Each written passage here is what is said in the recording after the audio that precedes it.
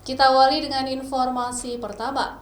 Saudara, akibat hujan deras yang mengguyur wilayah Kabupaten Aceh Tamiang sejak 3 hari lalu, menyebabkan Sungai Tamiang meluap sehingga menyebabkan banjir dan merendam rumah warga di 3 kecamatan.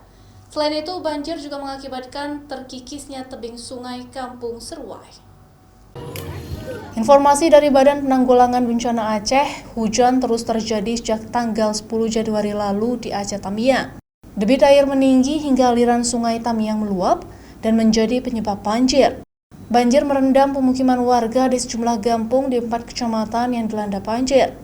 Dari data BPBA, Kecamatan Karang baru ada 4 kampung yang terendam banjir, dengan warga terdampak sebanyak 1.169 jiwa. Kecamatan Kota Kuala Simpang terdapat 1 kampung dengan jumlah warga yang terdampak sebanyak 221 jiwa, dan Kecamatan Rantau dengan 3 kampung atau desa yang terdampak. Tercatat rata-rata ketinggian air mencapai 10 cm hingga 120 cm. Ada 115 jiwa dari Kampung Sukajadi, Kecamatan Karangbaru, yang mengungsi ke rumah-rumah kerabat.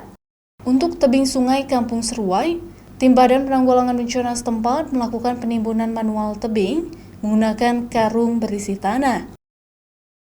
Mustajab, Kompas TV, Aceh Tamiang.